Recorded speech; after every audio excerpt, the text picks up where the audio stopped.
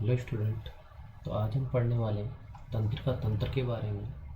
देखिए, सबसे पहले हम तंत्रिका तंत्र के कुछ भागों को देखते हैं।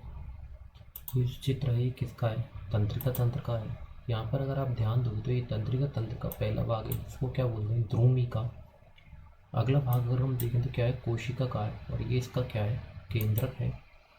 इससे अगर ये जो लंबी श्रृंखला जा रही है, जो सबसे लंबा भाग है, इसे हम क्या बोलते हैं? तंत्रिकाक्ष। और ये क्या है?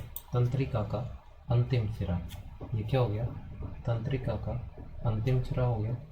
आगे देखते हैं अगला। हम एक एक के यहाँ पर कार्य देखते हैं। अगर हम ध्रुमिका की यहाँ पर बात करें तो ध्रुमिका का सबसे पहला कार्य होता है, और ध्रुमिका ही क्या करते हैं, जैसे हमारे कहीं भी चोट लग जाती है तो सबसे पहले जो सूचनाएं मिलती है, जो सूचनाएं उपार्जित करती है, वो कौन करती है? ध्रुमिका करती है। ध्रुमिका क्या करती है? सूचनाओं को क्या करती है? उपार्जित करती है। सूचनाओं को क्या करती है? उपार्जित करती है। ये कौन करता है? ध्रुमिका करता है। अच्छा, ये जो सूचनाएं मिलती है ध्रुमिका को, ये किसके रूप में? रसायन के रूप में। तो ध्रुमिका क्या करती है? इन रसायनों को किसमें परिवर्तित कर देती है? विद्युत आवेग में परिवर्तित करती है। किसमें परिवर्तित करती है? अपने सूचनाओं को विद्युत आवेग में। अब ये जो विद्युत आवेग के रूप में सूचनाएं हैं, ये सूचनाएं किसको जाती है? ध्रुमिका से किसको मिलती हैं? कोशिका काय को मिलती हैं। और कोशिका काय का बेसिकली कार्य क्या है?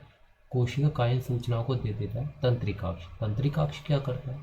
तंत्रिकाक्ष तंत्रिका का सबसे लंबा भाग होता है।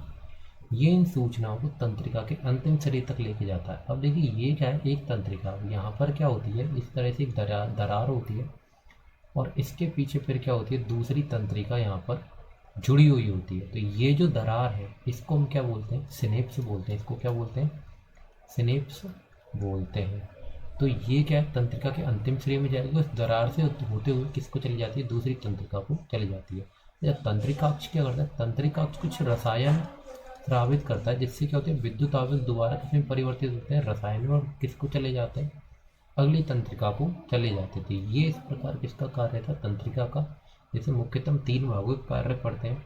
ध्रुमिका जो कि सूचनाओं को उपार्जित करता है, जो रसायन होता है उन्हें विद्युत आवेग में परिवर्तित कर देता है। फिर कोशिका काय, ये ध्रुमिका से सूचनाओं को लेकर किसको दे देता है? तंत्रिका। तंत्रिका इन सूचनाओं को आगे पहुंचाता है, कहाँ तक? तंत्रिका के अंतिम शरीर तक, तथा इनको किस में परिवर्तित करता है? रसायन में। और फिर रसायन से इसमें किसमें चली जाती है? अगली तंत्रिका में चली जाती है। तो ये क्या था? तंत्रिका तंत्र का जो भाग था क्या था? तंत्रिका कोशिका थी। इसका दूसरा नाम क्या होता है? न्यूरॉन होता है। ये प्रश्न भी पूछा जाता है, तंत्रिका तंत्र की इकाई क्या है? तो तंत्रिका तंत्र की इकाई में हम क्या बोल देंगे? न्यूरॉन बोल देंगे। धन्यवाद।